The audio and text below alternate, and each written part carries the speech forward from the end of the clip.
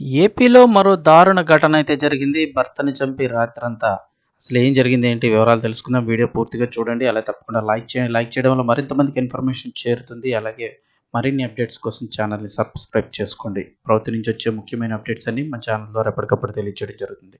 వివరాల్లోకి తెలుగు రాష్ట్రాల్లో ఇటీవల కాలంలో భర్తల్ని భార్యలు చంపడం, భార్యల్ని భర్తలు చంపిన వరుస ఘటనలు అయితే కలకలం రేపుతున్నాయి. తాజాగా ఇప్పుడు గుంటూరు జిల్లాలో మరో హత్య కలకలం రేపింది. ప్రియుడితో కలిసి భార్య భర్తను చంపేసి రాత్రంతా ఒంటరిగా కూర్చొని పోర్న్ వీడియోలు చూస్తూ గడిపింది. దుగ్గిరాల మండలం చిలువురుకు చెందిన లోకం శివనాగరాజు అనే ఉల్లిపాయల వ్యాపారి. ఆయనకు లక్ష్మీ మాధురితో 2007లో వివాహం కాగా ఇద్దరు మగపిల్లలు. ఆమె విజయవాడలోని సినిమా హాల్లో టికెట్ కౌంటర్లో పనిచేసేది. అక్కడే సత్తెనపల్లికి చెందినటువంటి గోపి అనే వ్యక్తితో పరిచయం ఏర్పడింది. ఈ పరిచయం వివాహేతర సంబంధానికి దారితీసింది. లక్ష్మీ మాధురి తన భర్త ఉల్లిపాయల వ్యాపారాన్ని అవమానంగా భావించింది. అందుకే భర్తకు చెప్పి ఆ వ్యాపారాన్ని మాన్పించేసింది. ప్రియుడు గోపి హైదరాబాద్లో కార్ ట్రావెల్స్ వ్యాపారం చేస్తూ ఉండడంతో లక్ష్మీ మాధురి భర్తను అక్కడికి ఉద్యోగం కోసం పంపించింది. కొన్నాళ్ల తర్వాత శివనాగరాజు హైదరాబాద్ నుంచి చిలువూరు వచ్చేశారు. అప్పటి నుంచి భార్యాభర్తల మధ్య తరచూ గొడవలు జరుగుతున్నాయి. ఈ క్రమంలో భర్త ఇంటి దగ్గర వ్యాపారం చేస్తూ ఉండడంతో వివాహేతర సంబంధానికి అడ్డుగా ఉన్నాడని భావించి ప్రియుడితో కలిసి హత్య చేయాలని ప్లాన్ చేసింది.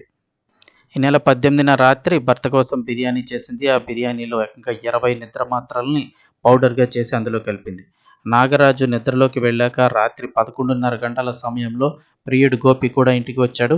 నాగరాజు మత్తులో ఉండగా గోపి అతడి ఛాతీపై కూర్చున్నాడు. మాధురి దిండు తీసుకొని భర్త ముక్కును నొక్కిపెట్టింది. నాగరాజు చనిపోయాడని నిర్ధారించుకొని గోపి ఆ ఇంటి నుంచి వెళ్ళిపోయాడు. ఆ తర్వాత మాధురి పోర్న్ వీడియోలు చూస్తూ రాత్రంతా గడిపింది. తెల్లవారుజామున 4 గంటల సమయంలో ఇంటి చుట్టుపక్కల వారిని పిలిచి తన భర్త గుండె నొప్పితో చనిపోయాడంటూ డ్రామా మొదలుపెట్టింది. నాగరాజుకు భార్య మాధురితో తరచూ గొడవలు జరుగుతుండేవి. మాధురి వివాహేతర సంబంధం పెట్టుకుందని చుట్టుపక్కల వారికి కూడా తెలిసి వారి మధ్య ఏదో ఉందనే చర్చ జరిగేదట. నాగరాజు మృతదేహాన్ని అంత్యక్రియలకు తరలించే ఏర్పాట్లు జరుగుతున్న సమయంలో అతడి స్నేహితులు అక్కడికి వచ్చారు. మృతదేహాన్ని చూసిన స్నేహితులు నాగరాజు చెవి నుంచి రక్తం కారుతోందని, చెవి దగ్గర గాయం ఉండటాన్ని గమనించారు. వెంటనే వారు నాగరాజు తండ్రితో కలిసి పోలీసులకు ఫిర్యాదు చేశారు. వెంటనే కేసు నమోదు చేసిన పోలీసులు మృతదేహాన్ని పోస్టుమార్టం కోసం పంపించారు. పోస్టుమార్టం నివేదికలో నాగరాజు ఛాతీ దగ్గర ఎముకలు విరిగిపోయాయని, ఊపిరాడకుండా చేయడంతోనే అతను మరణించాడని తేలింది. వెంటనే పోలీసులు మాధురిని అదుపులోకి తీసుకొని ప్రశ్నించారు. విచారణలో అన్ని నిజాలు బయటపడ్డాయి.